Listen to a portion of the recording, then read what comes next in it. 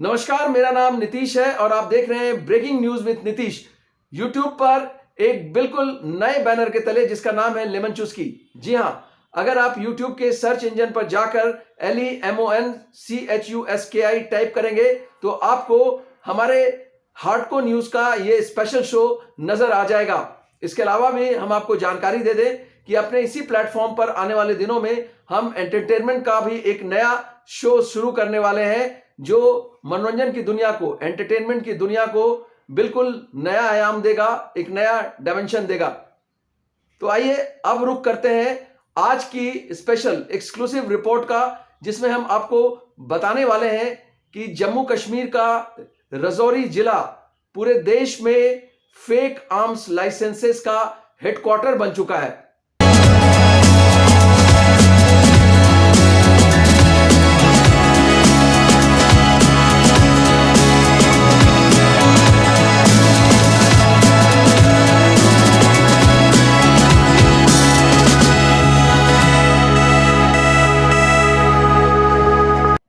दरअसल इसी साल जुलाई में सीबीआई ने जम्मू कश्मीर में एक फेक आर्म्स लाइसेंस इश्यू करने का रैकेट बस्ट किया था, जिसमें सीबीआई को पता चला था कि 2,78,000 फेक आर्म्स लाइसेंस इश्यू किए गए थे जम्मू कश्मीर में, जिसमें ज्यादातर लाइसेंस जम्मू के रजौरी जिले में इश्यू किए गए थे।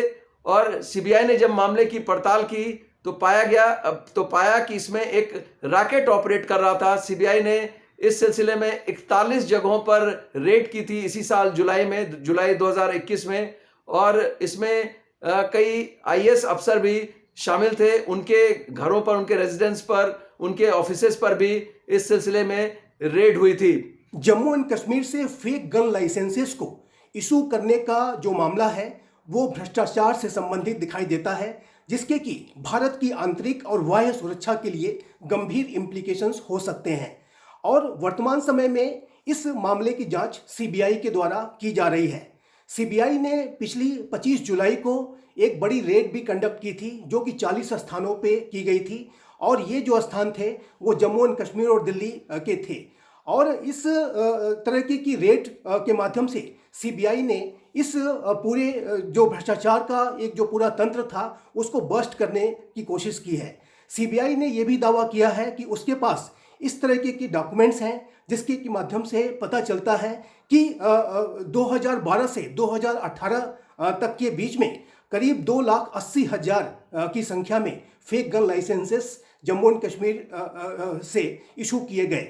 और इसका दुरुपयोग करते हुए अनेक व्यक्तियों ने विभिन्न स्थानों पर सिक्योरिटी गार्ड्स के तौर पे प्राइवेट सिक्योरिटी एजेंसीज में नौकरियां हासिल की हैं।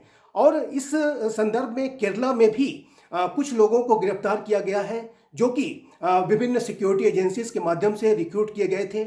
एक महाराष्ट्र की सिक्योरिटी एजेंसीज का भी नाम सामने आया है, जिसके की माध्यम से केरला के इन युवकों को रिक्रूट किया गया था, जो कि जम्मू एंड कश्मीर में राजौरी के थे और केरला में सिक्योरिटी गार्ड के तौर पे काम करते थे। और जाहिर है कि उन्होंने ये जो फेक गन लाइसेंस था उसका इस्तेमाल करते हुए ही ये नौकरी पाई थी और किसी एटीएम की सुरक्षा में तैनात थे।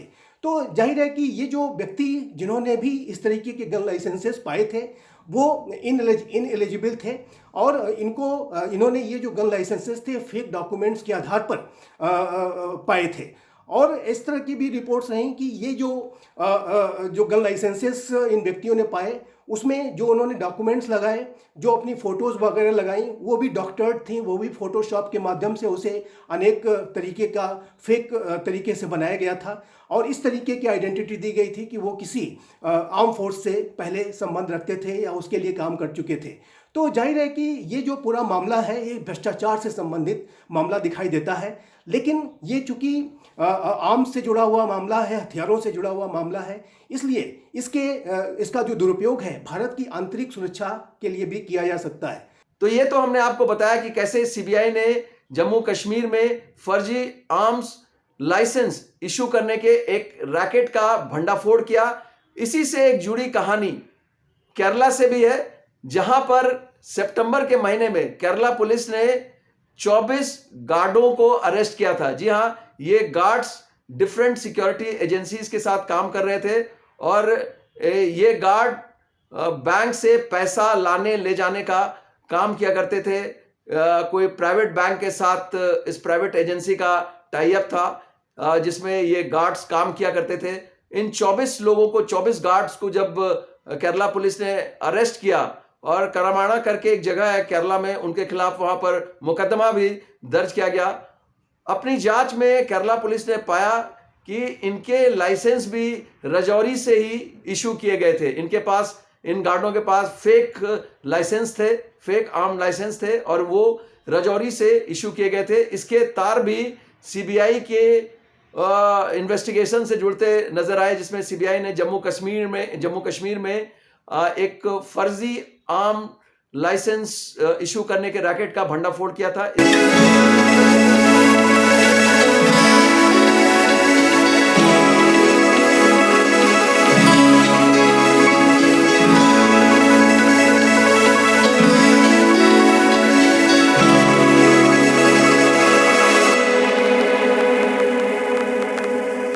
ये भ्रष्टाचार से संबंधित मामला है, और इसी वजह से जब 2017 में राजस्थान एटीएस ने इस मामले को अनअर्थ किया था, इस मामले को बुक किया था, तो उसके बाद से जब जम्मू एंड कश्मीर के 4 डिस्ट्रिक्ट्स का नाम आया, तो उसके बाद से तत्कालीन जो सरकार थी और उस समय के गवर्नर एनएन वोहरा ने इस पूरे मामले को सीबीआई को सौंप दिया था। और उसके बाद से ही सीबीआई लगातार इसकी जांच कर रही है। 4 वर्षों तक सीबीआई इसकी लगातार जांच करती रही है, और अभी 25 जुलाई को जो सीबीआई के द्वारा रेड्स कंडक्ट की गई हैं, उसके बाद इस मामले में और प्रगति होने की संभावना है। जो गिरफ्तारियां केरला से हुई हैं, उससे भी अनेक क्लू मिल सकते हैं। तेलंगाना में भी गिरफ्तारियां हुई हैं। तो इस तरीके से देखें तो ये जो पूरा फेक गन लाइसेंस को इशू करने का जो मामला है, ये बेहद संवेदनशील है, और ये भ्रष्टाचार से संबंधित मामला दिखाई देता है, जिसमें कि अनेक तत्व शामिल हो सकते हैं, जो कि देश के अंदर के बैठे हुए ही देश के दुश्मन हैं। और जाहिर है कि यदि भारत को आतंकवाद के विरुद्ध सफलतापूर्वक लड़ाई लड़नी है, तो भारत की जो आंतरिक सुरक्षा व्यवस्था है, जो आंतरिक जो सिक्योरिटी रिलेटेड चैलेंजेस हैं, उसको भी गंभीरता से डील करना होगा, और ऐसे जो भ्रष्टाचार संबंधी जो मामले सामने आते हैं, उसके ऊपर कड़ाई से पेश आना होगा, ताकि इस तरीके के जो देश के अंदर बैठे हुए ही देश के दुश्मनों के विरुद्ध सख्त कार्रवाई की जानी चाहिए। तभी जाकर के भारत एक रोबस्ट काउंटर टेररिज्म पॉस्चर और काउंटर टेररिज्म मैकेनिज्म बना सकता है। इसके बाद जैसे ही इन इलाकों में फर्जी आर्म लाइसेंस इशू करने का भंडाफोड़ हुआ, तेलंगाना स्टेट में, जी हाँ, तेलंगाना स्टेट में जो प्राइवेट एजेंसीज ऑपरेट कर रही थी, वहां जो गार्ड्स काम कर रहे थे, वो भी हथियार छोड़कर भागना शुरू हो गए।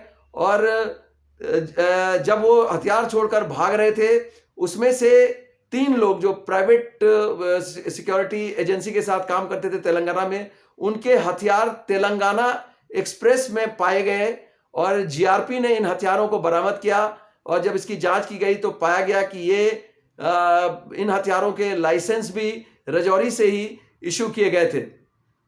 तो ये थी हमारी आज की एक्सक्लूसिव स्पेशल रिपोर्ट जो हमने आपको दिखाई। अगर आपको हमारे इस डिजिटल प्लेटफॉर्म पर दिखाई गई ये खबर पसंद आई हो, तो काइंडली हमें लाइक करें, शेयर करें और सब्सक्राइब करें। अगली बार एक ऐसी दिलचस्प कहानी, स्पेशल रिपोर्ट के साथ हम आपके सामने पेश होंगे। तब तक के लिए नमस्कार।